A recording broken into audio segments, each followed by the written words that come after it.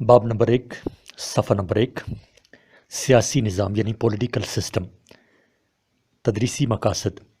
اس باب کے مطالعہ کے بعد طلباء اس قابل ہو جائیں گے کہ وہ نمبر 1 کمیونٹی، ریاست اور حکومت کی تشریح کر سکیں، 2 ریاست اور حکومت میں فرق کر سکیں، 3 حکومت کی ضروریات کی وضاحت کر سکیں، 4 دستور یا آئین کی تعریف کر سکیں، 5 مؤثر آئین کی خصوصیات کی نشاندہی کر سکیں، 6 دستور 1973 کے نمایاں خصوصیات کی نشاندہی کے قابل بن سکیں، 7 دستور 1973 میں کی گئی ترامیم کی فہرست بنا سکیں، 8 ان اہم مسائل کی نشاندہی کر سکیں جو دستور 1973 میں ترامیم کی وجہ سے پیدا ہوئیں، 9 تحریری اور غیر تحریری دساتیر میں فرق کرنے کے قابل بن جائیں، 10 سیاسی نظام کی نمایاں خصوصیات کی نشاندہی کر سکیں، 11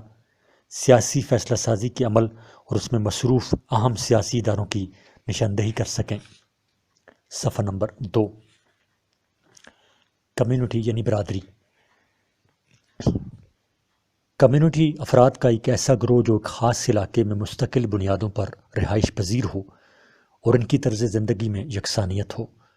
بعض اوقات یہ برادری ایک خونی رشتے میں منسلک ہوتی ہے، جبکہ بعض اوقات ان لوگوں کے رشتے مختلف ہوتے ہیں۔ اکثر ایسی انسانی گروہ کے مفادات، عادات، رسم و رواج وغیرہ مشترک ہوتے ہیں۔ عام الفاظ میں افراد کا وہ گروہ جس میں نسلی اعتبار سے یکسانیت ہو یا ایک جگہ مل جل کر رہ رہے ہوں برادری کہلاتی ہے۔ برادری کی تشکیل افراد کے بغیر ممکن نہیں، البتہ برادری کی تشکیل کے لیے افراد کی کوئی خاص تعداد مقرر نہیں۔ یہ برادریاں اجتماعی مفادات کے حصول اور مشترکہ مسائل کے حل کے لیے تنظیم سازی کرتی ہیں۔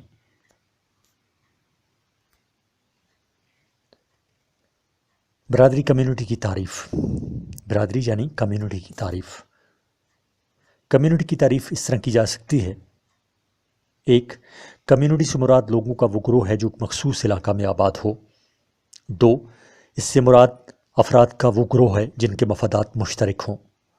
صفحہ نمبر 3 اور تیسری تعریف آکسفورڈ ڈکشنری کے مطابق برادری سے مراد لوگوں کا ایک ایسا گروہ جو ایک جگہ، ضلع یا ملک میں رہائش پذیر ہو، یا لوگوں کا ایسا گروہ جس میں مذہب، نسل اور پیشہ وغیرہ کی بنیاد پر یکسانیت ہو۔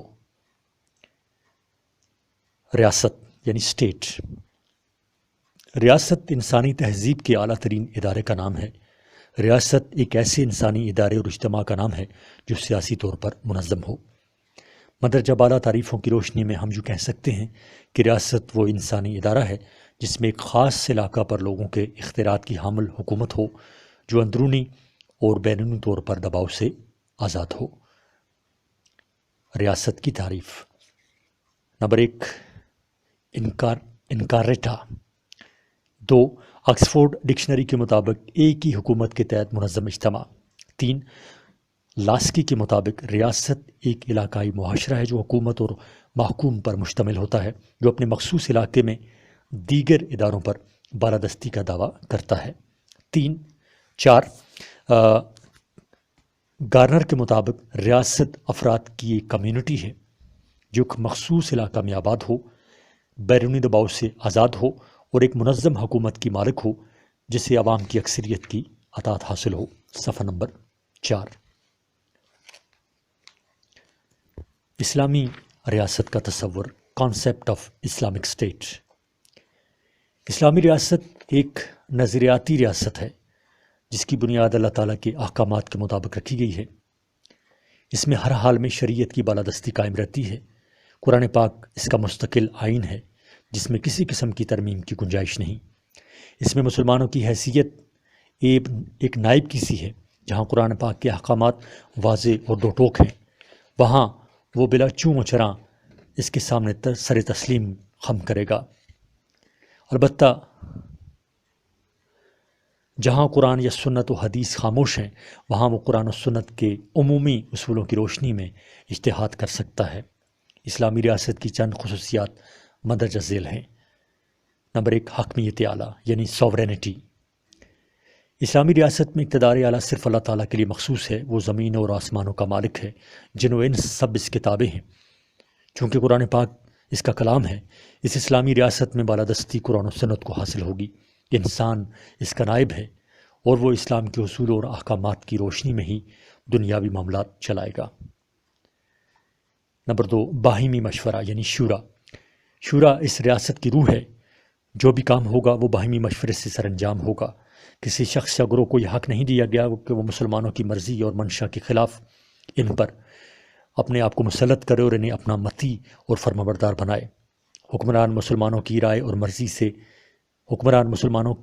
مرضی سے بنے گا اور انتظامی معاملات چلانے کے لیے اصحاب شورا کی رائے کا پابند ہوگا۔ حکمران اس طرح نہ صرف اللہ تعالیٰ کے سامنے جواب دہ ہے بلکہ عوام الناس کے سامنے بھی جواب دہ ہے۔ صفحہ نمبر 5۔ نمبر 3، قانون کی حکمرانی۔ اسلامی ریاست میں کوئی بھی شخص یا گروہ قانون سے بالاتر نہیں۔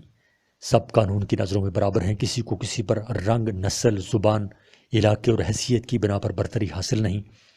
برتری صرف تقوی اور پرہیزگاری کی بنیاد پر ہے۔ نمبر 4، عدلیہ کی آزادی۔ اسلامی ریاست کی خصوصیت یہ ہے کہ اس میں عدلیہ مکمل طور پر آزاد اور خود مختار ہوتی ہے۔ جج جو بھی فیصلہ کرتا ہے وہ قرآن و سنت یا ان کے عمومی اصولوں کو سامنے رکھ کر کرتا ہے۔ اس کے کام میں کسی کو مداخلت کی اجازت نہیں۔ ایک جج کے سامنے حاکم اور محکوم سب برابر ہیں۔ 5، معاشرتی عدل و انصاف۔ اس ریاست کا وتیرہ ہے کہ اس میں تمام افراد کو ترقی کے یکساں مواقع فراہم کیے جاتے ہیں۔ اس میں طبقات کی تقسیم اور پیدائشی یا معاشرتی امتیازات کی کوئی گنجائش نہیں ہوتی۔ تمام لوگوں کو ایک جیسے حقوق و مراحت حاصل ہوتے ہیں۔ نہ صرف مسلمان بلکہ اقلیتوں کو بھی زندہ رہنے، جائیداد بنانے، آزادانہ چلنے پھرنے اور اپنے مذہبی عقائد کے مطابق زندگی گزارنے کا حق دیا جاتا ہے۔ مغرب میں فلاحی ریاست کا جو تصور کھڑا ہے وہ در حقیقت اسلامی ریاست کا تصور ہے۔ اسلامی ریاست کے ذمہ عوام کی کفالت کا جو فرض عائد ہوتا ہے وہ موجودہ فلاحی ریاست نے اپنایا ہے۔ صفحہ نمبر 6۔ ریاست کے اجزائے ترکیبی یا عناصر یعنی ایلیمنٹس آف اسٹیٹ۔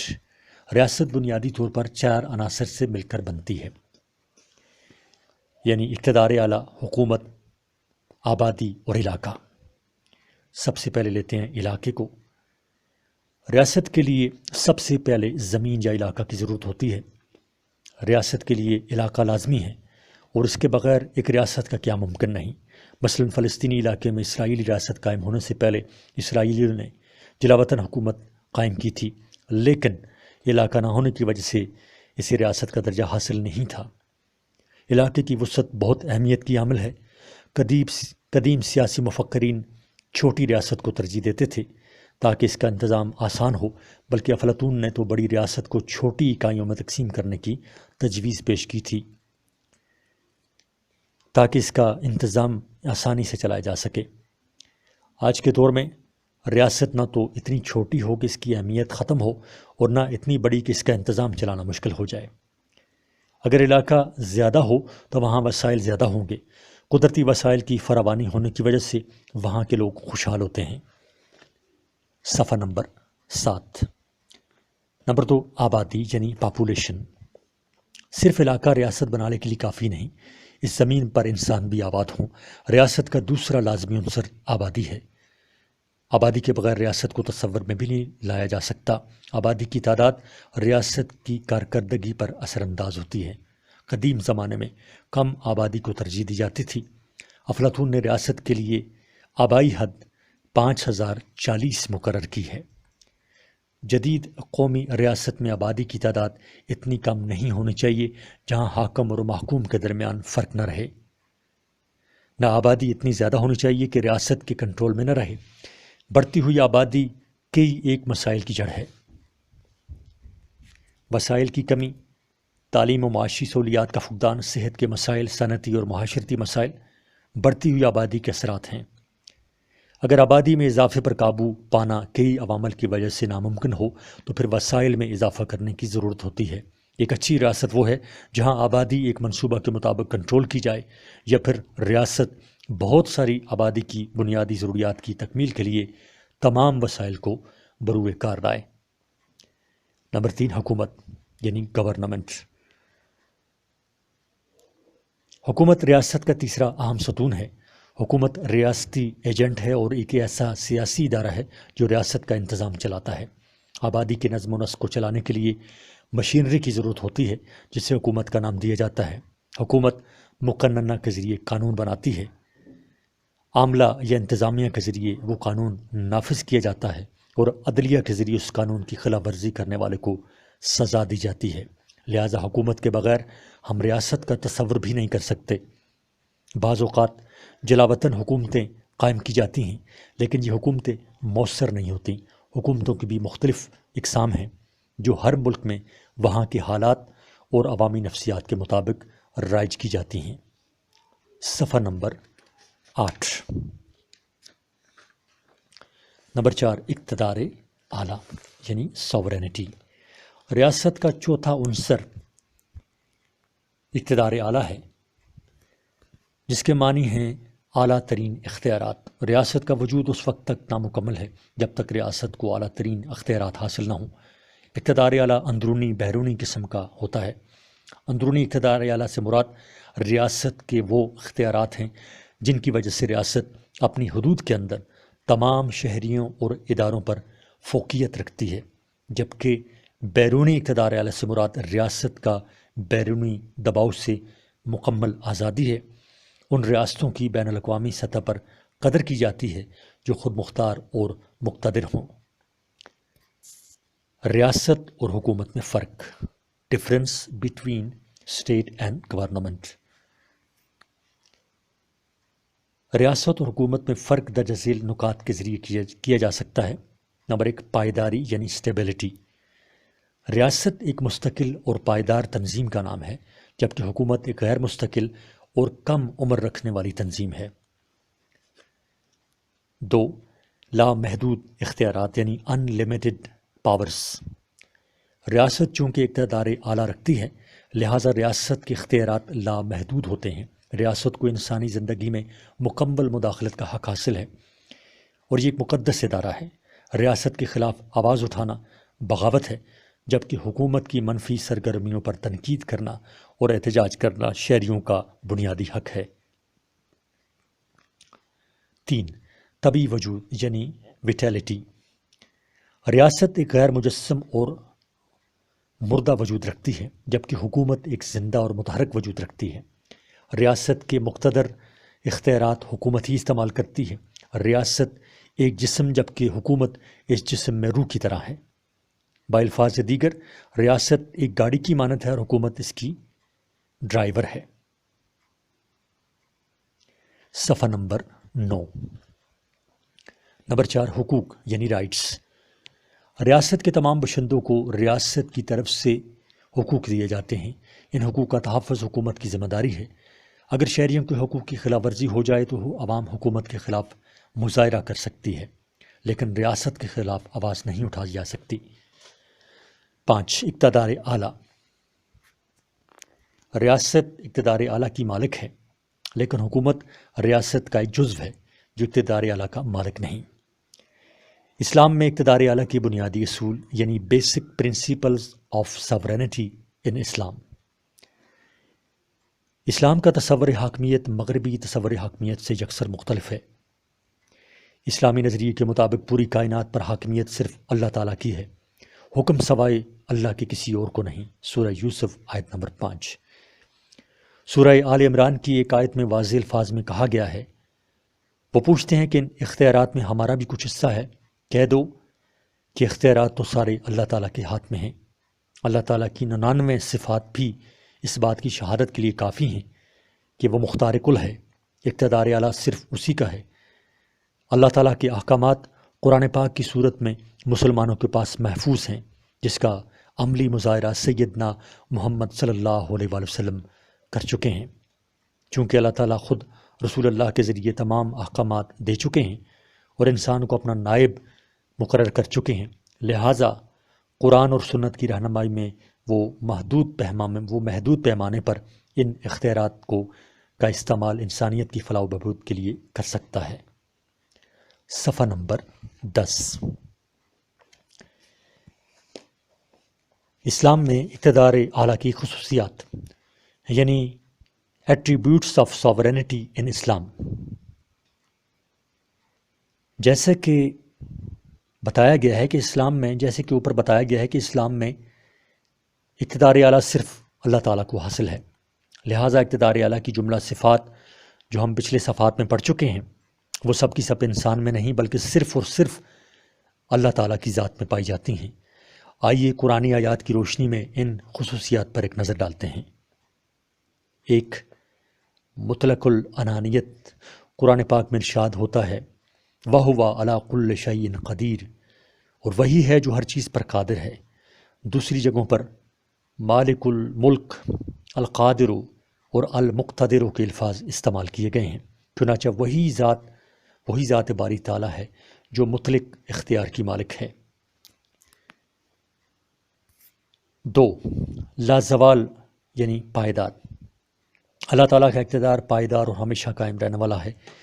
اس کے لیے حی لا یموت اور القیوم کے الفاظ استعمال کیے گئے ہیں۔ ارشاد ہوتا ہے کل من علیہا فان ویبقی وجہ ربک ذو الجلال والاکرام۔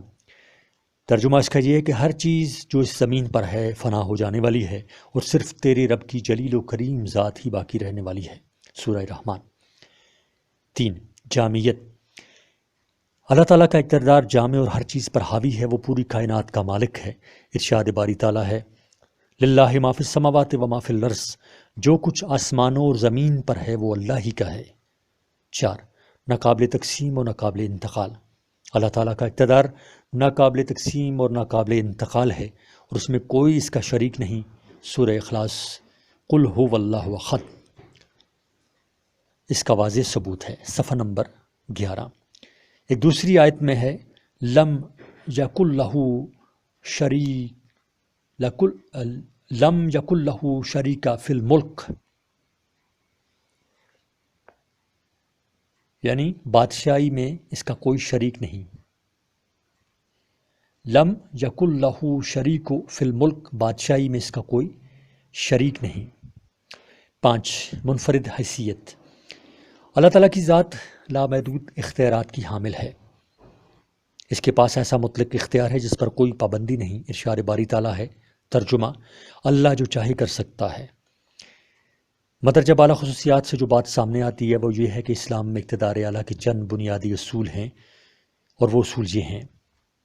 1، چونکہ اسلام میں نیابت کا تصور عمومی ہے، یعنی تمام مسلمان اللہ تعالیٰ کے نائبین تصور کیے جائیں گے، لہٰذا حکمرانی کا حق کسی ایک شخص یا مخصوص طبقہ کو حاصل نہیں، پوری قوم اس کی خوشنودی حاصل کرنے کے لیے کوشاں رہے گی اور اختیارات کو استعمال میں لائے گی۔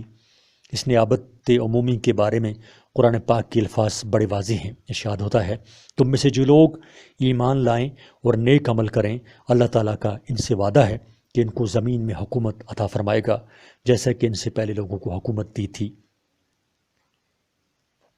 2، حاکم مطلق اللہ تعالیٰ ہے، اس کے احکامات اٹل ہیں۔ اس نے ہمیں اپنے قوانین کے ذریعے افراد کی آزادی فکر و عمل پر جو پابندیاں عائد کی ہیں وہ اس کی شخصیتی تکمیل کے لیے مشعل راہ ہیں۔ اللہ تعالیٰ کے احکامات پر عمل پیرا ہو کر نہ صرف وہ اس دنیا میں بلکہ آخرت میں بھی فلاح پا سکتا ہے۔ اس اٹل حقیقت کا اظہار قرآن پاک کے ان الفاظ میں سے ہوتا ہے، ترجمہ اور پیروی کرو اس قانون کی جو تمہاری طرف تمہارے رب کی طرف سے نازل کیا گیا ہے۔ سورہ الاعراف آیت نمبر 3۔ صفحہ نمبر 12۔ 3، اللہ تعالیٰ کی حاکمیت اعلیٰ کا ایک اہم اور بنیادی اصول قانون کی حکمرانی یعنی رول آف لا ہے۔ اسلامی ریاست میں قوانین کسی خاص طبقہ کے مفادات کی نگرانی کے لیے نہیں بلکہ حاکم اعلیٰ کی حاکمیت کے آئینہ دار ہیں، ان کو سب پر بالادستی حاصل ہے، کوئی شخص اس سے مبرہ نہیں کیونکہ سب اسی کے تابع ہیں۔ سب کو اسی قانون الہی کے مطابق زندگی گزارنی ہوگی۔ ارشاد باری تعالیٰ ہے، ترجمہ: اے نبی، ہم نے تمہاری طرف کتاب برحق نازل کی ہے تاکہ تم لوگوں کے درمیان اسی روشنی کے مطابق فیصلہ کرو جو اللہ تعالیٰ نے تمہیں دکھائی ہے۔ سورہ نساء آیت نمبر 105۔ 4، اللہ تعالیٰ کی حاکمیت اعلیٰ کا ایک بنیادی اصول مساوات ہے۔ اس کے قوانین سب پر لاگو ہیں۔ سب اس کی نظر میں برابر ہونے کا مطلب یہ ہے کہ وہ آپس میں بھی برابر ہیں۔ کسی کو کسی پر برتری اور فضیلت حاصل نہیں۔ رنگ، نسل اور علاقے کی بنیاد پر کوئی فرق روا نہیں رکھا جاتا۔ اسلامی ریاست میں پرہیزگاری اور دیانتداری کے سوا کسی اور چیز کی بنا پر ایک شخص کو دوسرے شخص پر فضیلت نہیں۔ سب آدم علیہ السلام کی اولاد ہیں اور آدم علیہ السلام مٹی سے بنے تھے۔ 5، اللہ تعالیٰ کی حاکمیت اعلیٰ اور اس کی روشنی میں مساوات انسانی کا لازمی نتیجہ ایک ایسے معاشرے کی تشکیل کرتا ہے جہاں تمام معاملات باہمی مشوروں سے طے ہوں۔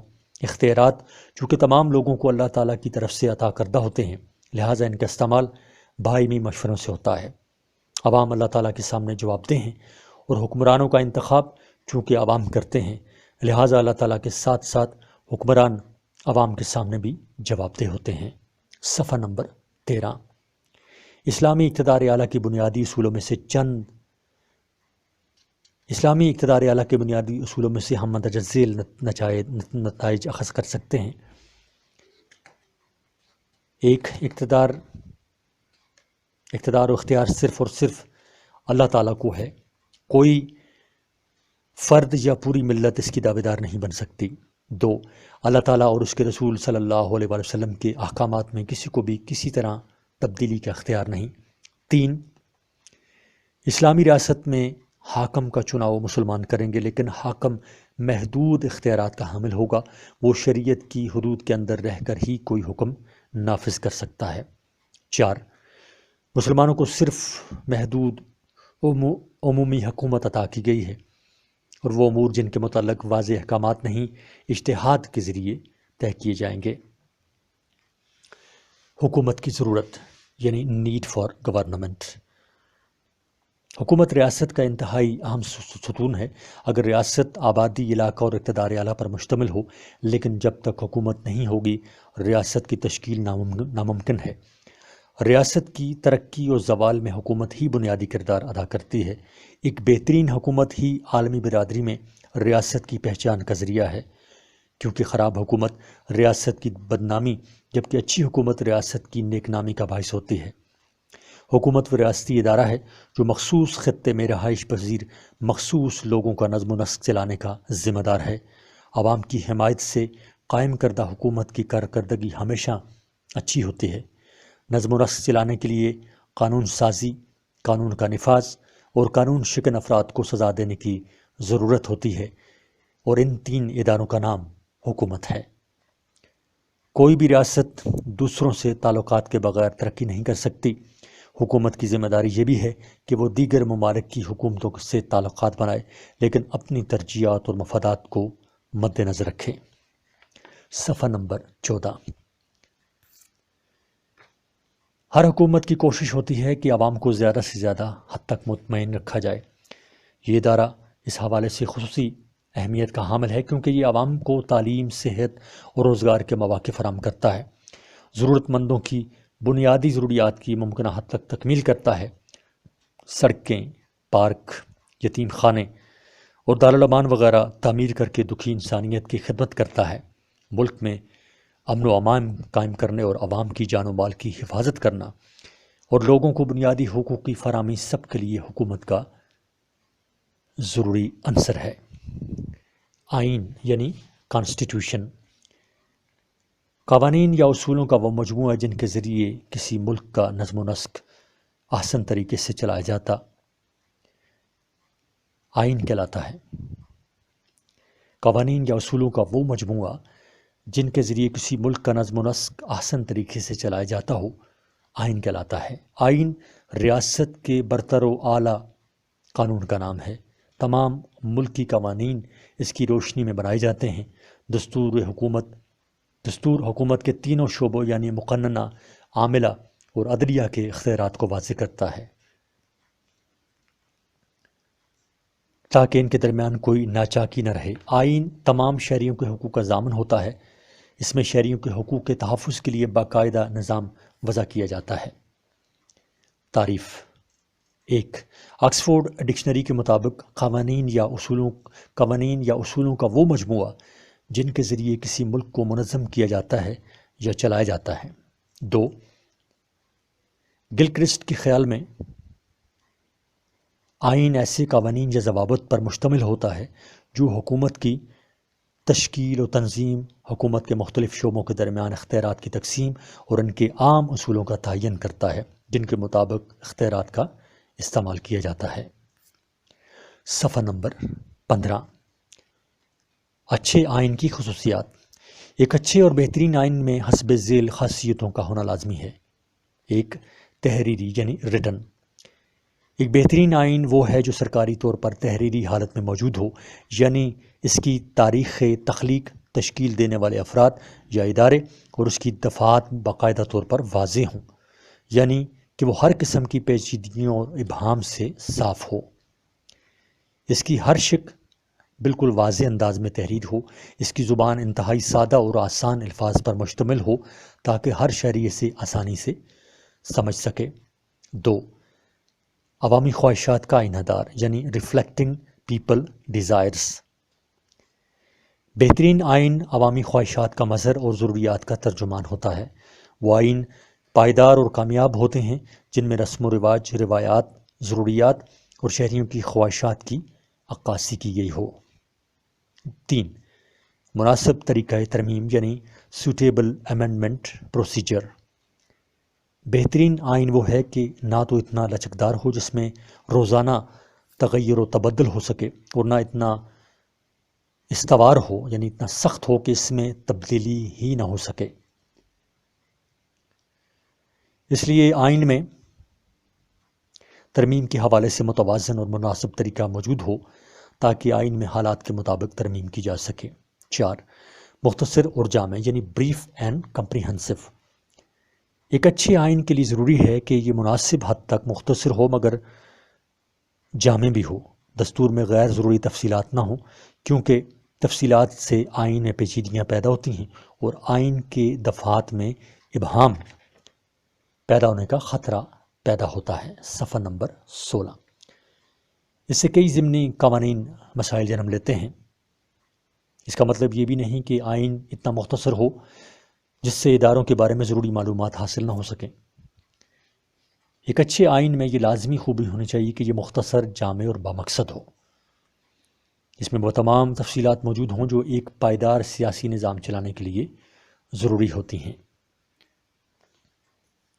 5۔ حقوق و فرائض کا ذکر، رائٹس اینڈ ڈیوٹیز۔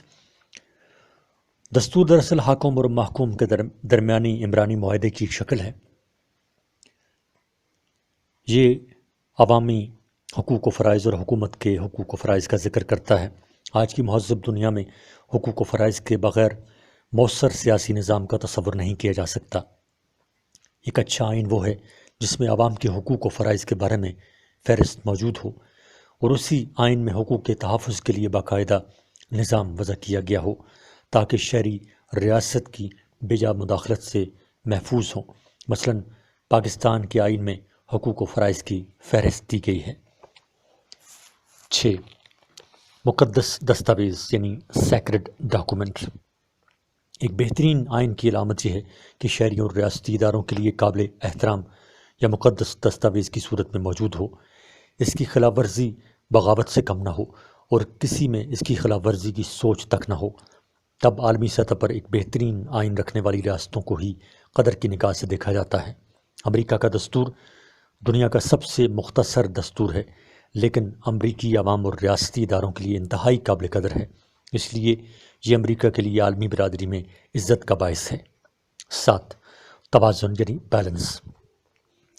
ایک اچھا آئین وہ ہے جو ریاستی اداروں کے اختیارات اور ان کے باہمی تعلق اور انحصار میں توازن پیدا کر سکے۔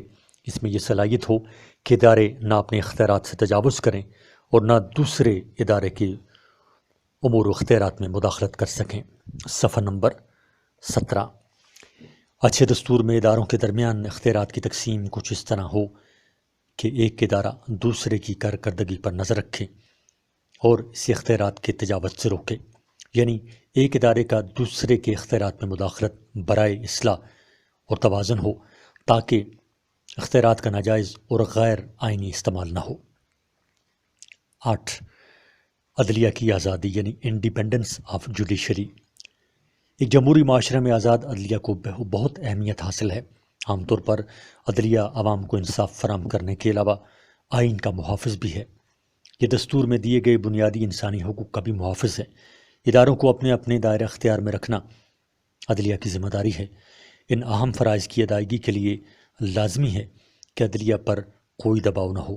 ایک بہترین آئین وہ ہے جس میں عدلیہ کی آزادی یقینی اور عملی ہو، یعنی عدلیہ کو دستوری تحفظ حاصل ہو تاکہ وہ آزادانہ انداز میں غیر جانبدارانہ فیصلے کر سکے۔ 9 مذہب کا آئینہ دار یعنی ریفلیکٹنگ ریلیجن۔ ایک بہترین آئین وہ ہے جو عوامی خواہشات، عقائد، نظریات اور اقدار وغیرہ کا ترجمان ہو۔ ایک اچھے دستور میں ملک کے اکثریتی مذہب کی جھلک موجود ہوتی ہے۔ آئینی دفعات مذہبی اصولوں، قواعد و ضوابط و تعلیمات کا مظہر ہونی چاہیے۔ دستور ملک میں مذہبی اقدار کے فروغ کا ضامن ہو۔ نہ صرف یہ بلکہ اس ملک کے اقلیتی مذاہب کا بھی مکمل محافظ ہو۔ پاکستان کے 1973 کے دستور کی خصوصیات، فیچرز آف دا 1973 کانسٹیٹیوشن۔ دستور 1973 کے نمایاں اصول یا بنیادی خصوصیات یا خد و خال درجہ ذیل ہیں۔ صفحہ نمبر 18۔ نمبر 1 تحریری آئین، ریٹن کانسٹیٹیوشن۔ اس دستور کی ایک خصوصیت یہ ہے کہ یہ تحریری شکل میں موجود ہے اور یہ 14 اگست 1973 کو نافذ کیا گیا۔ اس میں ایک دی پاچا 280 دفعات اور 5 شیڈول ہیں۔ ایک ضمیمہ کے شیڈول میں صدر کا طریقہ انتخاب، حلف نامے، تقسیم اختیارات کی فہرستیں، ججوں کا طریقہ تقرر اور دیگر شرائط وغیرہ شامل ہیں۔ یہ سرکاری طور پر تحریری انداز میں موجود ہے۔ 2 جزوی استوار یعنی پارشلی ریجڈ۔ یہ استوار یعنی یہ سختی نہ تو برطانوی آئین کی طرح انتہائی لچکدار ہے جس میں سادہ اکثریت سے ترمیم کی جا سکتی ہے، اور نہ امریکی آئین کی طرح بہت زیادہ استوار یعنی سخت ہے جس میں ترمیم کا طریقہ بہت پیچیدہ ہے۔ اس آئین میں ترمیم کا ایک معتدل طریقہ اختیار کیا گیا ہے۔ آئینی ترمیم کسی بھی ایوان میں پیش کی جا سکتی ہے، لیکن ہر ایوان میں کل ارکان کی 2/3 یعنی 66% اکثریت کے ذریعے ترمیم کی جا سکتی ہے۔ اب تک اس آئین میں کئی ترامیم کی جا چکی ہیں۔ 3 وفاقی دستور یعنی فیڈرل کانسٹیٹیوشن۔ یہ آئین وفاقی ہے۔ ملک 4 صوبوں، وفاقی دارالحکومت اسلام آباد اور وفاق کے ذریعے زیر انتظام قبائلی علاقوں یعنی فاٹا پر مشتمل ہے۔ قانون سازی کے اختیارات مرکزی اور صوبائی حکومتوں کے درمیان تقسیم کیے گئے ہیں۔ پاکستان کے تمام صوبوں کو خود مختاری دی گئی ہے۔ صوبوں کو اجازت ہے کہ آئینی حدود کے اندر اپنی ضروریات کے مطابق قانون سازی کریں۔ 4 پارلیمانی یعنی پارلیمنٹری۔ آئین پارلیمانی ہے۔ وزیر اعظم اور اس کی کابینہ کے ارکان یعنی وزراء پارلیمنٹ سے لیے جاتے ہیں، لیکن 1/4 یعنی 25% وزراء ایوان بالا یعنی سینٹ سے لینا لازمی ہے۔ وزیر اعظم اور وزراء اس وقت تک اپنے عہدوں پر فائز ہوتے ہیں۔ صفحہ نمبر 19 جب تک ان کو قومی اسمبلی میں سادہ اکثریت یعنی کل ارکان کی 51% کی حمایت حاصل ہو۔ مقننہ اور عاملہ میں اشتراک اختیارات کا اصول کار فرما ہوتا ہے۔ عاملہ کے ارکان مقننہ کو جواب دہ ہیں، جبکہ وزیر اعظم صدر کو قومی اسمبلی توڑنے کا مشورہ دے سکتا ہے۔ البتہ اگر قومی اسمبلی میں وزیر اعظم کے خلاف عدم اعتماد کی تحریک شروع ہو تو پھر وزیر اعظم قومی اسمبلی توڑنے کا مشورہ نہیں دے سکتا۔ 5 جمہوری آئین یعنی ڈیموکریٹک کانسٹیٹیوشن۔ یہ آئین جمہوریت جمہوری نوعیت کا ہے۔ پارلیمنٹ اور صوبائی اسمبلی کے ارکان منتخب نمائندے ہوتے ہیں۔ حکومت عوام اور منتخب عوامی نمائندوں کے سامنے جواب دہ ہوتی ہے۔ سیاسی جماعتوں پریس کی تنقید پر کوئی پابندی نہیں۔ قومی اسمبلی اور صوبائی اسمبلیوں کا انتخاب 5 سال کے لیے عوامی ووٹ سے کیا جاتا ہے۔ سینٹ کا انتخاب صوبائی اسمبلیاں 6 سال کے لیے کرتی ہیں۔ اس آئین میں سیاسی نظام کی بنیاد جمہوریت پر رکھی گئی ہے۔ 6. 2 ایوانی مقننہ یعنی بائی کیمرل لیجسلیچر۔ چونکہ یہ آئین وفاقی ہے، اس لیے لازمی طور پر ملک میں 2 ایوانی مقننہ کی ضرورت ہے۔ ملک کی مرکزی مقننہ یعنی مجلس شورا 2 ایوانی ہے۔ ایوان زیریں کا نام قومی اسمبلی ہے، جبکہ ایوان بالا کو سینٹ کہا جاتا ہے۔ ایوان بالا کا انتخاب 4 صوبائی اسمبلیوں کے ذریعے 6 سال کے لیے کیا جاتا ہے۔ اس کے آدھے ارکان 3 سال کے بعد ریٹائر ہو جاتے ہیں۔ ایوان بالا میں تمام صوبوں کو مساوی نمائندگی دی گئی ہے۔ قومی اسمبلی کی تحلیل کی جا سکتی ہے، لیکن سینٹ کو توڑا نہیں جا سکتا۔ صفحہ نمبر 20۔ 7 بنیادی حقوق یعنی فنڈامنٹل رائٹس۔ پاکستان میں 1973 کے آئین میں عوام کو بنیادی حقوق دیے گئے ہیں۔ آئین کے مطابق مقننہ کو ایسی قانون سازی کا اختیار یا انتظامیہ کو ایسے حکم جاری کرنے کا اختیار حاصل نہیں جو آئین میں دیے گئے بنیادی حقوق سے متصادم ہو۔ آئین نے ملک کی عدلیہ کو بنیادی حقوق کا محافظ قرار دیا ہے۔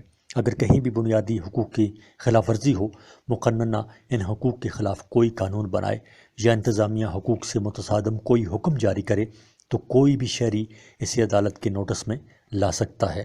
عدالت ایسے قوانین اور احکامات کو منسوخ کر سکتی ہے جو بنیادی حقوق کے خلاف یا متصادم ہوں۔ آئین کے دفعات 8 تا 28 کا تعلق بنیادی شہری حقوق سے ہے۔ آئین کے دفعات 8 سے 28 تک کا تعلق بنیادی شہری حقوق سے ہے۔ ان میں سماجی، معاشی، ثقافتی، انفرادی اور سیاسی حقوق شامل ہیں۔ 8 حکمت عملی کے اصول یعنی پرنسپلز آف پالیسی۔ آئین کے دفعات 29 تا 40 کا تعلق حکمت عملی کے اصولوں سے ہے۔ حکمت عملی کے اصولوں سے مراد وہ اصول و قواعد ہیں جو مستقبل کی منصوبہ بندی کے لیے رہنما خطوط استوار کرتے ہیں یا آئندہ زمانے کے لیے حکومت کی سرگرمیوں کے لیے حدود متعین کرتے ہیں۔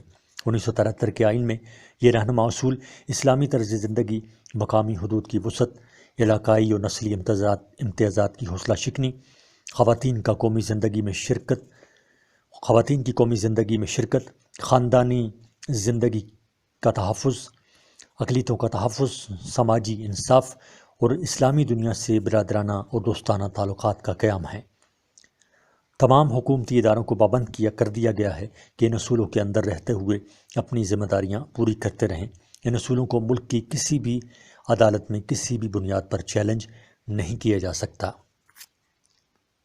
صفحہ نمبر 21۔ 9 ترمیم کا طریقہ کار یعنی امینڈمنٹ پروسیجر۔ آئین کے مطابق آئینی ترمیم کا مسودہ یعنی بل کسی بھی ایوان میں پیش کیا جا سکتا ہے۔ حکومت یا کسی بھی رکن اسمبلی کو اختیار حاصل ہے کہ ترمیمی مسودہ ایوان میں پیش کرے۔ صفحہ نمبر 21۔ دونوں ایوانوں میں اس مسودے کی کل ارکان کی 2/3 یعنی 66% اکثریت سے منظوری دینا لازمی ہے۔ بل پہلے ایک ایوان اور پھر دوسرے ایوان میں منظور کیا جاتا ہے۔ اگر دوسرا ایوان اسے ترامیم کے ساتھ 2/3 اکثریت سے منظور کرے تو اسے پہلے والے ایوان میں واپس بھیجا جاتا ہے۔ اگر پہلا ایوان اس ترمیم کے ساتھ اتفاق کرتے ہوئے اسے 2/3 اکثریت سے منظور کرے تو صحیح، وگرنہ دونوں ایوانوں میں اختلافات کی صورت میں اسے نامنظور تصور کیا جاتا ہے۔ دونوں ایوانوں کی منظوری کے بعد یہ مسودہ صدر مملکت کو دستخط کے لیے بھیجا جاتا ہے۔ اگر کسی آئینی ترمیم کا تعلق کسی صوبے کی حدود میں رد و بدل سے متعلق ہو تو پھر اس صوبے کی صوبائی اسمبلی سے 2/3 اکثریت کے ساتھ منظوری لینا لازمی ہے۔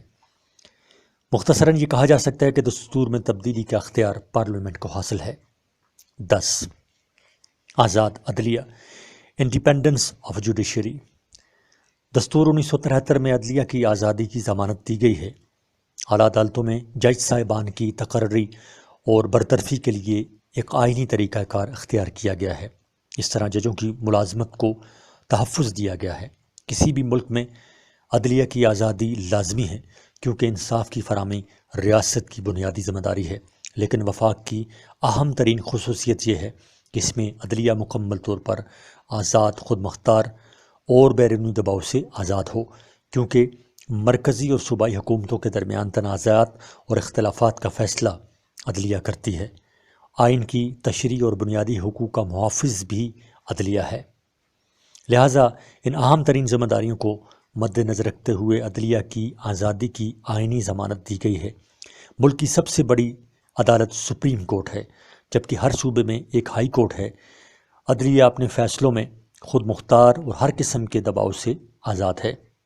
نیز ریاست کے تمام ادارے عدالتی فیصلوں پر عمل کرنے کے پابند ہیں۔ صفحہ نمبر 22۔ 11 جمہور یعنی ریپبلک۔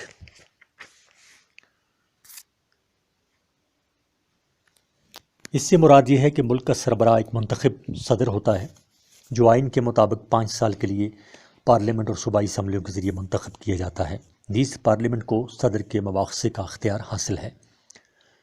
12 آئینی ادارے یعنی کانسٹیٹیوشنل آرگنز۔ اس آئین کے تحت ملک میں کئی آئینی ادارے قائم کیے گئے ہیں تاکہ مملکت کا نظم و نسق بہترین طریقے سے چلایا جا سکے۔ ان اداروں میں وفاقی شرعی عدالت، وفاقی محتسب، آڈیٹر جنرل، الیکشن کمیشن، اسلامی نظریاتی کونسل، مشترکہ مفادات کی کونسل، قومی اقتصادی کونسل، قومی مالیاتی کمیشن، پبلک سروس کمیشن، اعلیٰ عدالتی کونسل اور اٹارنی جنرل وغیرہ شامل ہیں۔ یہ ادارے اپنی اپنی جگہ انتہائی اہم کردار ادا کرتے ہیں۔ 13 قومی زبان یعنی نیشنل لینگویج۔ اس دستور میں اردو کو ملک کی قومی زبان کا درجہ دیا گیا ہے۔ یہ فیصلہ ہوا کہ آئین کے نفاذ سے 15 سال کے اندر انگریزی کی جگہ اردو کو دفتروں میں رائج کیا جائے گا۔ اردو کو قومی زبان کا درجہ تو دے دیا گیا، لیکن ابھی تک یہ عملی طور پر دفتری زبان نہ بن سکی۔ آئین علاقائی زبانوں کی ترقی کا حق بھی دیتا ہے، اور بنیادی حقوق میں یہ بات تسلیم شدہ ہے کہ پاکستان کی تمام قومیتیں اپنی زبان، رسم الخط اور ادب کی ترقی کے لیے کام کر سکتی ہیں۔ صوبائی حکومتوں کو ایسی قانون سازی کا اختیار دیا گیا ہے کہ اردو کی تعلیم و تدریس کے ساتھ علاقائی زبانوں کی تعلیم و تدریس کا اہتمام بھی ہو سکے۔ صفحہ نمبر 23۔ 1973 کے آئین کی اسلامی دفعات۔ Islamic provisions of 1973 constitution. 1 آئین کے افتتاحیہ میں کہا گیا ہے کہ پوری کائنات کی حاکمیت اللہ تعالیٰ کو حاصل ہے۔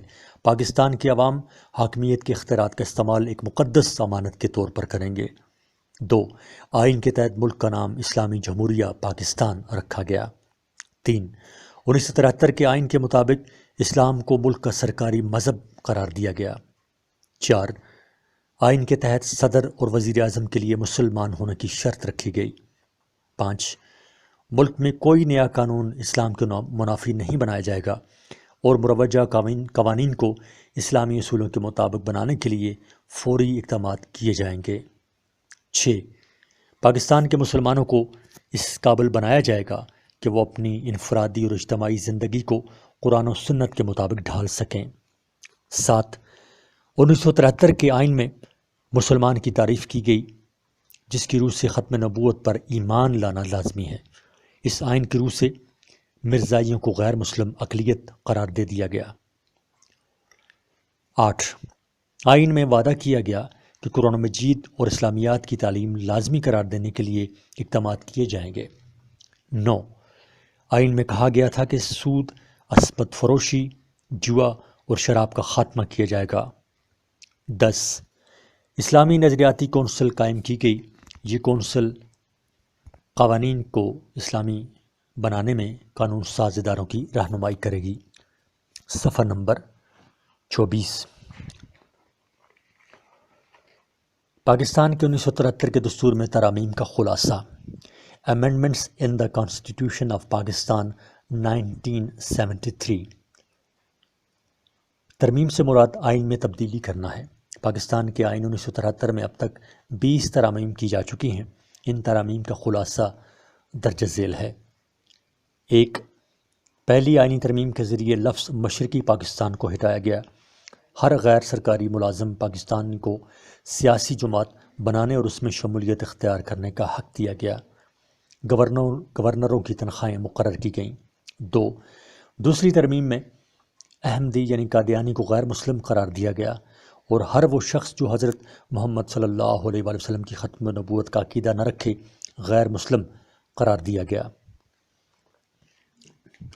3. تیسری ترمیم میں صدر کی طرف سے ہنگامی حالات کے اعلان کو ختم کرنے کے لیے پارلیمنٹ کے مشترکہ ارکان کی اکثریت کو اختیار دیا گیا. 4. چوتھی ترمیم میں مقننہ میں اقلیتوں کی نشستوں میں اضافہ کیا گیا. 5. پانچویں ترمیم کے ذریعے صوبے کے رہائشی شہری پر اس صوبے میں گورنر مقرر کرنے پر پابندی لگائی گئی. پانچویں ترمیم کے ذریعے صوبے کے رہائشی شہری پر اس صوبے میں گورنر مقرر کرنے پر پابندی لگائی گئی. چیف جسٹس آف پاکستان کو اختیار دیا گیا کہ 65 سال کی عمر میں یا تو ریٹائر ہو جائیں یا پھر سپریم کورٹ میں سینئر جج کے طور پر کام جاری رکھیں. سندھ اور بلوچستان میں ہائی کورٹ قائم کر دیے. چھٹی ترمیم کے ذریعے ہائی کورٹ اور سپریم کورٹ کے جج صاحبان کی ریٹائرمنٹ کی عمر میں تبدیلیاں کی گئیں. 7ویں ترمیم کے ذریعے وزیر اعظم کو اختیار دیا گیا کہ وہ صدر کو رائے شماری کا مشورہ دے تاکہ یہ معلوم کیا جا سکے کہ عوام کا وزیر اعظم پر اعتماد ہے کہ نہیں. فوج کی نقل و حرکت کو کسی ہائی کورٹ میں چیلنج نہیں کیا جا سکے گا. 8ویں ترمیم آئین میں سب سے اہم ترمیم تھی. جنرل ضیاء دور کے اس ترمیم میں صدر کے اختیارات میں بے پناہ اضافہ کیا گیا، یہاں تک کہ صدر کو اپنی صوابدید پر قومی اسمبلی تحلیل کرنے کا حق حاصل ہوا. قبائلی علاقہ سے سینیٹرز نامزد کرنے کی بجائے منتخب کیے جائیں گے. صفحہ نمبر 25.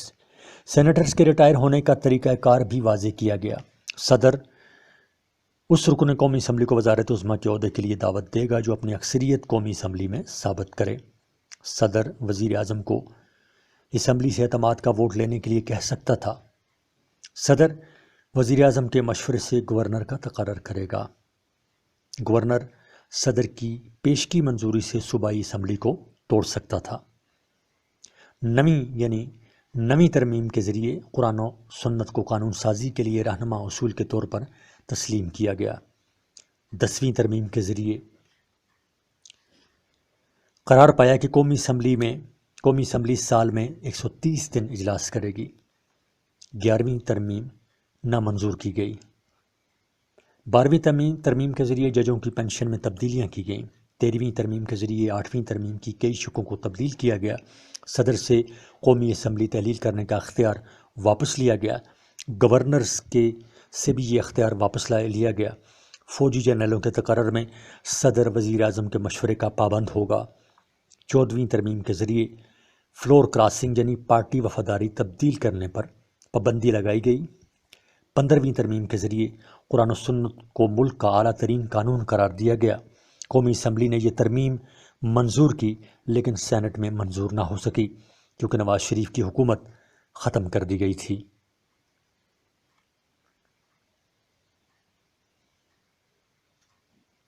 سولہویں آئینی ترمیم کے ذریعے وفاقی ملازمتوں میں صوبوں کا کوٹا 20% تک بڑھایا گیا.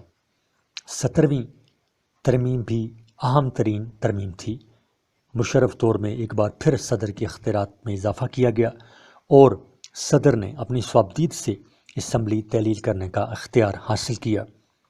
مقننہ کے ارکان کی تعداد میں اضافہ کیا گیا. وزیر اعظم کے اختیارات کم کر دیے گئے.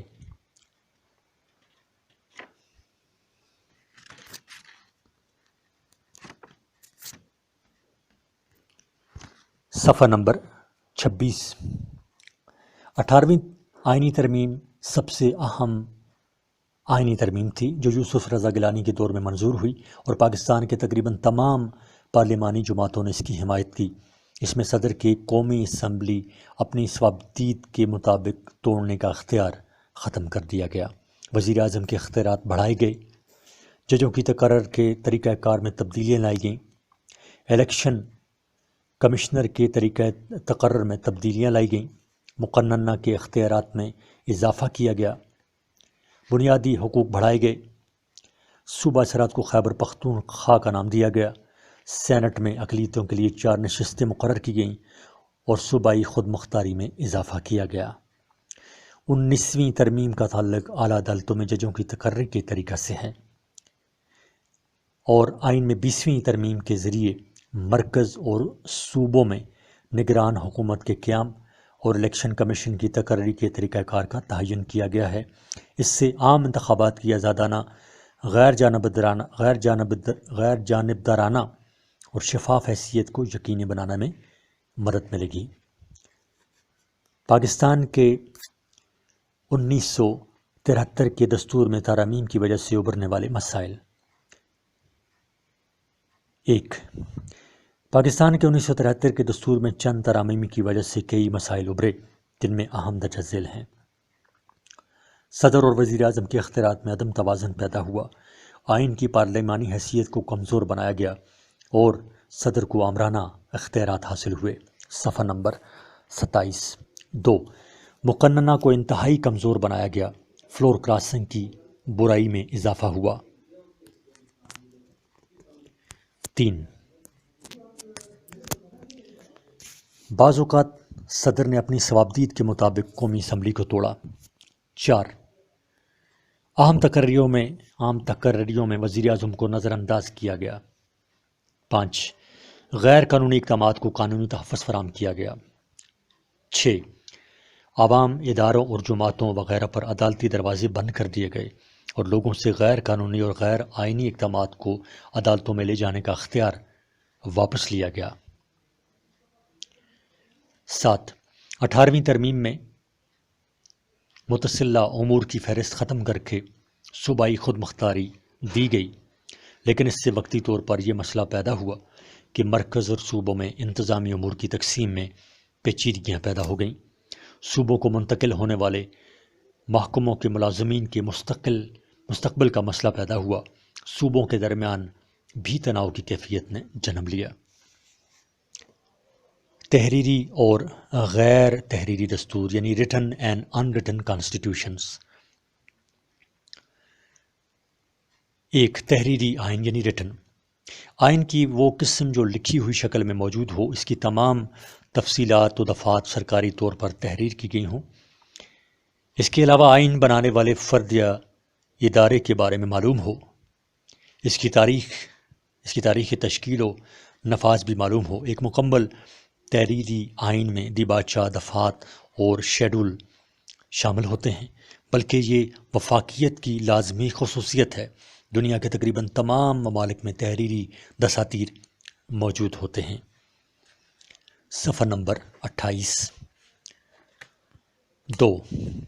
غیر آئینی تحریر یعنی ان ریٹن وہ آئین جو مکمل طور پر لکھی ہوئی حالت میں نہیں یا اس کا زیادہ سے زیادہ حصہ تحریری شکل میں موجود نہ ہو، ایسے آئین کو غیر تحریری آئین کہا جاتا ہے۔ غیر تحریری دستور کسی ملک کی روایات اور رسم و رواج کا مجموعہ ہوتا ہے۔ غیر تحریری کا مطلب یہ نہیں کہ یہ کاغذ پر نہیں لکھا ہوا ہوتا، چونکہ رسم و رواج اور روایات نہ تو لکھے جاتے ہیں، نہ اس کے بنانے والے معلوم ہوتے ہیں، اور نہ اس کی تاریخ نفاذ معلوم ہوتی ہے۔ اس لیے ایسے دساتیر کو غیر تحریری دستور کا نام دیا جاتا ہے۔ اس قسم کا آئین ارتقائی عمل کا نتیجہ ہوتا ہے اور بہت آسانی سے نشو و نما پاتا ہے۔ برطانیہ کا آئین غیر تحریری آئین ہے۔ سیاسی نظام یعنی پولیٹیکل سسٹم سیاسی نظام اداروں کی ساخت یعنی ڈھانچہ اور کرداروں کا مرتب مجموعہ ہوتا ہے اور کئی مفید سرگرمیاں سر انجام دیتا ہے۔ مثال کے طور پر ساخت یعنی مقننہ، عاملہ، عدلیہ، سیاسی جماعتوں، میڈیا، دیگر اداروں اور کرداروں یعنی عوام، ارکان اسمبلی، قائدین، جج اور ملازمین وغیرہ کا ایسا جوڑ جن کی باہمی سرگرمیوں سے فائدہ حاصل ہو تو یہ سیاسی نظام ہے۔ گویا سیاسی نظام ایک مشین کی طرح کام کرتا ہے، کسی پرزے میں خرابی سے تمام مشین کی کارکردگی متاثر ہوتی ہے۔ سیاسی نظام کی خصوصیات۔ نمبر 1، ڈھانچہ۔ ہر سیاسی نظام کی تقریباً ایک جیسی بناوٹ ہوتی ہے جو ایک خاص ڈھانچہ فراہم کرتا ہے۔ صفحہ نمبر 29۔ 2، عوامی اور جمہوری روح۔ سیاسی نظام کے چلانے والے عوام ہوتے ہیں، اس لیے اچھے جمہوری سیاسی نظام کا انحصار عوام کی بھرپور شرکت پر ہے۔ 3، کثیر المقاصد۔ آج کا سیاسی نظام سیاسی معاملات کے ساتھ ساتھ سماجی، معاشی اور ثقافتی سرگرمیوں کو بھی سر انجام دیتا ہے۔ 4، باہمی اتحاد۔ ہر نظام کے ذیلی نظام ہوتے ہیں، مثلا سیاسی نظام کے ذیلی نظاموں میں مقننہ، انتظامیہ، عدلیہ، میڈیا اور سیاسی جماعتیں شامل ہیں۔ ان تمام نظاموں کا باہمی اتحاد ہی سیاسی نظام ہے۔ اگر ایک نظام میں خرابی پیدا ہو تو دیگر نظام بھی متاثر ہوتے ہیں۔ 5، جامعیت، یعنی اس میں تمام متعلقہ ادارے اور کردار بھرپور حصہ لیتے ہیں، نہ صرف متعلقہ بلکہ بالواسطہ اثر ڈالنے والے کردار اور ادارے بھی فعال کردار ادا کرتے ہیں۔ 6، سرحد کا دائرہ کار۔ سیاسی نظام کی اپنی حدود ہوتی ہیں، یعنی یہ ایک دائرہ کے اندر کام کرتا ہے، اس کا ایک نقطہ آغاز اور نقطہ اختتام ہوتا ہے۔ صفحہ نمبر 30۔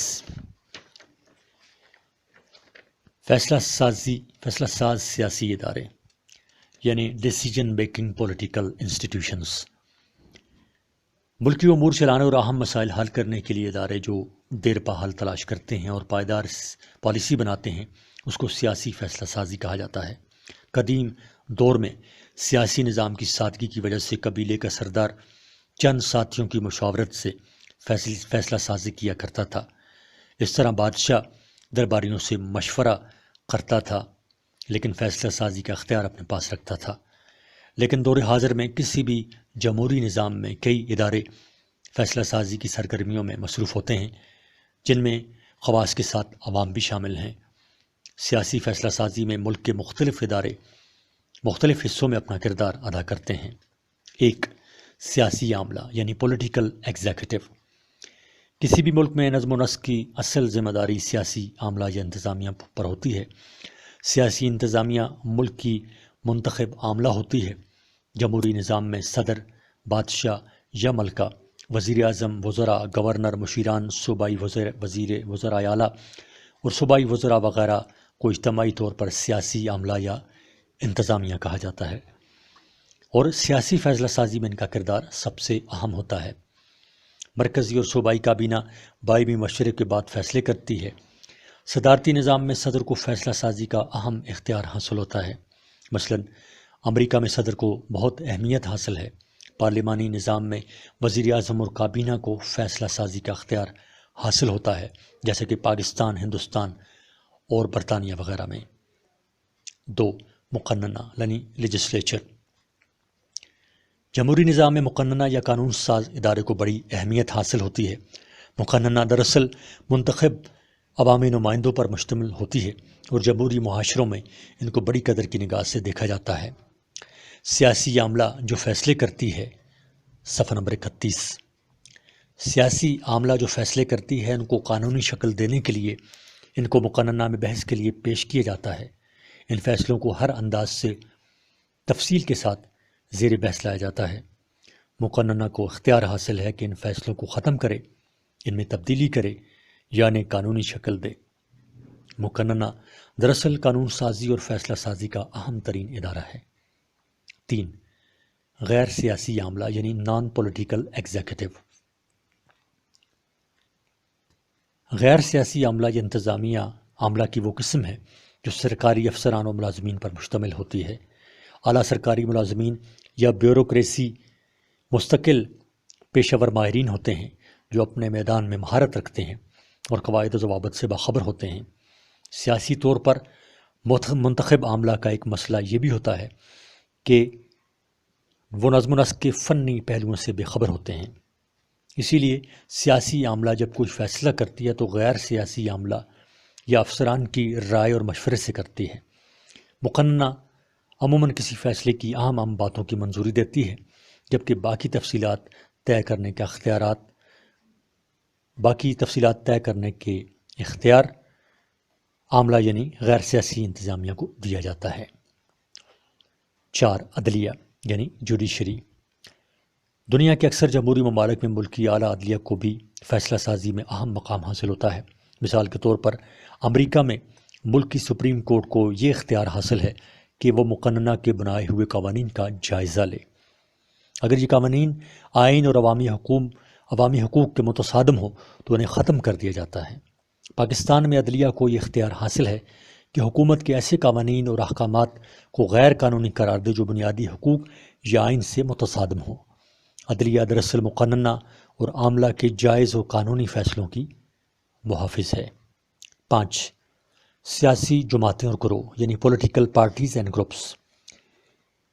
جمہوری دنیا میں سیاسی جماعتیں، فشاری اور مفاداتی گروہ وغیرہ بھی فیصلہ سازی پر اثر انداز ہوتے ہیں۔ یہ ادارے صفحہ نمبر 32۔ یہ ادارے عوام میں سیاسی شعور اجاگر کرتے ہیں، عوام کی سیاسی تربیت کی جاتی ہے، عوامی مسائل اور آواز کو حکومت تک پہنچایا جاتا ہے، جبکہ حکومت کی سرگرمیوں سے عوام کو باخبر رکھا جاتا ہے۔ یہ جماعتیں اور گروہ حکومت کی منفی سرگرمیوں پر نظر رکھتی ہیں۔ فیصلہ سازی کے وقت عاملہ اور مقننہ سیاسی جماعتوں اور گروہوں کو نظر انداز نہیں کر سکتی، کیونکہ ان کو عوامی حمایت حاصل ہوتی ہے اور یہ جمہوری نظام کے لازمی اور فعال حصے ہیں۔ یہ کہنا بے جانا ہوگا کہ ان اداروں کو جمہوری نظام میں ریڑھ کی ہڈی کی حیثیت حاصل ہے۔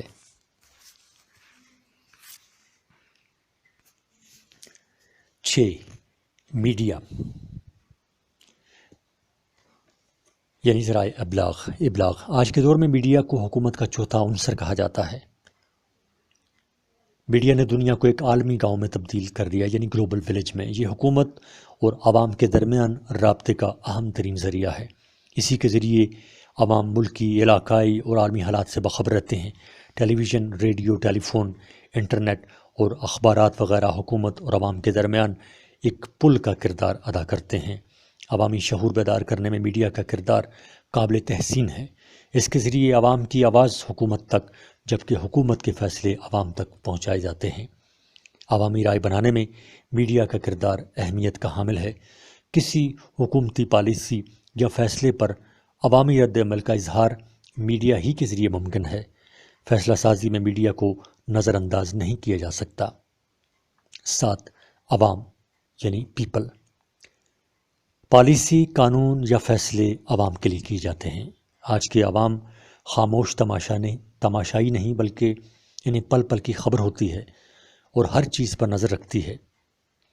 حکومتوں کو بھی عوامی بیداری کا احساس ہوتا ہے، اس لیے ہر حکومت، یہاں تک کہ ایک آمر حکومت بھی عوامی خواہشات، رجحانات اور ضروریات کے برعکس فیصلہ سازی نہیں کر سکتی۔ اس طرح عوام فیصلہ سازی پر بالواسطہ طور پر اثر انداز ہوتے ہیں۔ صفحہ نمبر 33 یعنی 33۔ اب مشق ہے۔ سوال نمبر 1، درجہ ذیل جملوں میں خالی جگہوں کو مناسب الفاظ سے پر کیجیے۔ 1. بعض انسانی ڈیش کے مفادات، عادات و رسم و رواج وغیرہ مشترک ہوتے ہیں، اور اس کا جواب یہ ہے کہ بعض انسانی برادری کے مفادات، عادات، رسم و رواج وغیرہ مشترک ہوتے ہیں۔ 2. قواعد و ضوابط کو عملی شکل دینے کے لیے باقاعدہ مشینری یا ڈیش کی ضرورت ہوتی ہے، یعنی جواب اس کا یہ ہوگا، قواعد و ضوابط کو عملی شکل دینے کے لیے باقاعدہ مشینری یا حکومت کی ضرورت ہوتی ہے، ڈیش میں آئے گا حکومت۔ 3. اچھی حکومت ڈیش کی نیک نامی کا باعث ہوتی ہے، اچھی حکومت ریاست کی نیک نامی کا باعث ہوتی ہے۔ 4. آئین کے دفعات 8 تا 28 کا تعلق ڈیش سے ہے، آئین کے دفعات 8 تا 28 کا تعلق بنیادی شہری حقوق سے ہے۔ 5. 18ویں آئینی ترمیم کے ذریعے صوبہ زراعت کو ڈیش کا نام دیا گیا۔ 8ویں آئینی ترمیم کے ذریعے صوبہ زراعت کو KPK کا نام دیا گیا، یعنی خیبر پختونخوا کا نام دیا گیا۔ سوال نمبر 2، درج ذیل سوالات کا موضوع جواب یعنی الف، ب، جیم یا دال منتخب کر کے ہر سوال کے سامنے دیے گئے خالی خانہ میں لکھیں۔ 1، حکومت وہ مشینری ہے جو ریاستی ڈیش چلاتی ہے۔ الف، نظام، ب، مالیات، جیم، سیاسیات اور دال، عدالت۔ اور جواب اس کا یہ ہے کہ حکومت وہ مشینری ہے جو ریاستی نظام چلاتی ہے، الف۔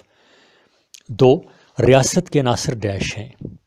الف 2، ب 3، جیم 4 اور دال 5۔ جواب اس کا یہ ہے کہ ریاست کے عناصر 4 ہیں، یعنی جیم۔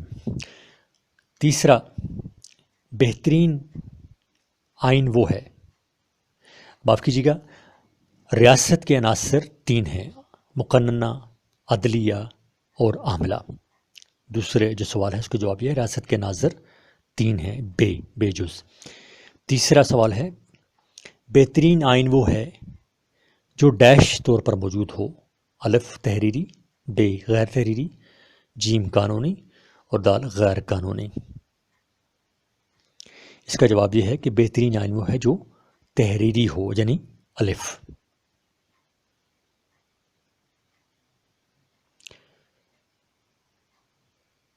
چوتھا سوال، 1973 کے آئین میں ڈیش دفعات ہیں، الف 380، ب 280، جیم 180 اور دال 300۔ جواب اس کا ہے ب، یعنی 280۔ 1973 کے آئین میں 280 دفعات ہیں۔ پانچواں سوال، جمہوری نظام میں کئی ادارے ڈیش سازی کی سرگرمیوں میں مصروف ہوتے ہیں، صفحہ نمبر 33 اور سوال نمبر یہاں 5 جاری ہے مشق کا۔ الف فیصلہ، ب قانون، جیم آئین، دال حکومت۔ اور جواب اس کا یہ ہے کہ جمہوری نظام میں کئی ادارے فیصلہ سازی کی سرگرمیوں میں مصروف ہوتے ہیں، یعنی الف۔ صفحہ نمبر 34، سوال نمبر اب آگے ہے مشق میں جاری 3، کالم ملائیں، کالم الف، کالم ب۔ کالم الف میں لکھا ہے قواعد، اس کے سامنے ہے معاشرہ، سرکاری، اس کے سامنے ہے کالم ب میں لکھا ہے حالات، کالم الف میں سامنے لکھا ہے جمہوری اور کالم ب میں سامنے لکھا ہے نمائندے، کالم الف میں عوامی اور اس کے سامنے کالم ب میں لکھا ہے ضوابط و ضوابط، کالم الف میں عوامی اور کالم ب میں لکھا ہے، کالم الف میں لکھا ہے سامنے ہنگامی اور کالم ب میں لکھا ہے اس کے سامنے جسٹس، کالم الف میں سامنے لکھا ہے چیف اور کالم ب میں لکھا ہے سامنے اس کے ملازمین۔ تو یہ کالم کچھ اس طرح ملیں گے کہ کالم الف میں قواعد جو ہے وہ ملے گا ضوابط کے ساتھ، یعنی قواعد و ضوابط۔ اس کے بعد سرکاری، دوسرا تھا کالم الف میں سرکاری، سرکاری ملے گا ب کے ملازمین، سرکاری ملازمین۔ تیسرا جو ہے کالم الف میں جمہوری اور کالم ب میں معاشرہ، تو جمہوری معاشرہ۔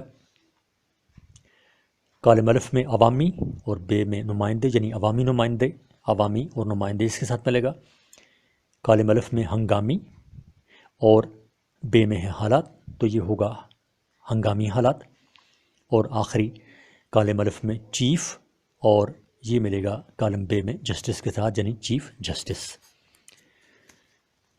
سوال نمبر 4، دیے گئے جملوں میں صحیح جملوں کو صحیح اور غلط جملوں کو غلط پر نشان لگائیں۔ نمبر 1، ریاست حکومت کا ایک شعبہ ہے، صحیح یا غلط؟ یہ غلط ہے۔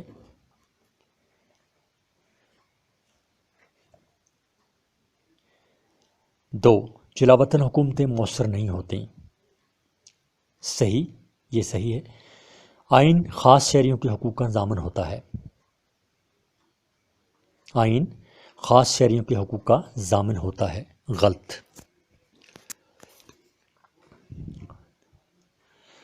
کیونکہ آئین سارے شہریوں کے حقوق کا ضامن ہوتا ہے، یہ غلط ہے۔ آئینی چوتھا، آئینی ترمیم صرف ایوان بالا میں پیش کی جا سکتی ہے، یہ بھی غلط ہے، یہ دونوں ایوانوں میں پیش کی جاتی ہے۔ پانچواں، سینٹ کا انتخاب قومی اسمبلی 5 سال کے لیے کرتی ہے، یہ بھی غلط ہے۔ قومی اسمبلی کا جو انتخاب ہوتا ہے وہ 5 سال کے لیے ہوتا ہے، سینٹ کا نہیں ہوتا، اور سینٹ کا انتخاب صوبائی اسمبلیاں کرتی ہیں۔ 6، حکمت عملی کے اصولوں کو کسی عدالت میں چیلنج نہیں کیا جا سکتا، صحیح یا غلط؟ یہ غلط ہے۔ 7واں، 8ویں ترمیم میں صدر وجوب کے دور میں صدر کے اختیارات میں اضافہ کیا گیا، یہ غلط ہے۔ غیر آئینی ارتقائی عمل، غیر تحریری آئین ارتقائی عمل کا نتیجہ ہوتا ہے، یہ صحیح ہے۔ 9، بیوروکریسی مستقل پیشہ ور ماہرین کو کہا جاتا ہے، یہ بھی صحیح ہے۔ صفحہ نمبر 35، سوال نمبر 5، درج ذیل سوالات کے مختصر جواب تحریر کریں۔ نمبر 1، ریاست اور حکومت کی تعریف کریں۔ نمبر 2، برادری کی تعریف کریں۔ نمبر 3، کسی ملک کے لیے آئین کیوں ضروری ہے۔ نمبر 4، آئین پاکستان 1973 کے مطابق وفاقیت سے کیا مراد ہے۔ 5، آئین میں 18ویں ترمیم کے اہم نکات لکھیں۔ 6، غیر سیاسی عملہ کس طرح فیصلہ سازی پر اثر انداز ہوتی ہے۔ سوال نمبر 6، یہ آگے جو 1 2 3 4 میں پڑھتا ہوں یہ ان کی جزیات ہیں۔ سوال نمبر 6،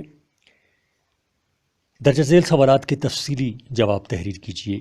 نمبر 1، حکومت اور ریاست میں فرق واضح کریں، نیز حکومت کا قیام کیوں ضروری ہے۔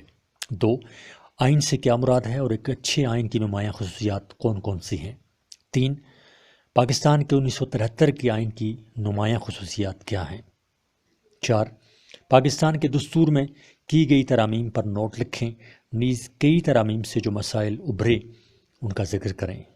5، تحریری اور غیر تحریری آئین کیا ہیں اور ان کے فرائض و فوائد بیان کریں، اور ان کے نقائص و فوائد بیان کریں۔ تحریری اور غیر، سوال جز نمبر 5 ہے کہ تحریری اور غیر تحریری آئین کیا ہیں اور ان کے نقائص اور فوائد بیان کریں۔ 6، سیاسی نظام سے کیا مراد ہے، نیز اس کی خصوصیات بیان کریں۔ 7، فیصلہ ساز سیاسی اداروں اور ان کی سرگرمیوں پر نوٹ لکھیں۔ عملی سرگرمیاں، سرگرمی نمبر 1، اس باب میں کلاس میں کوئز کا اہتمام کریں۔ سرگرمی نمبر 2، دستور 1973 پر کلاس میں تقریری مقابلہ کریں۔ یہ ہیں اس باب کی عملی سرگرمیاں۔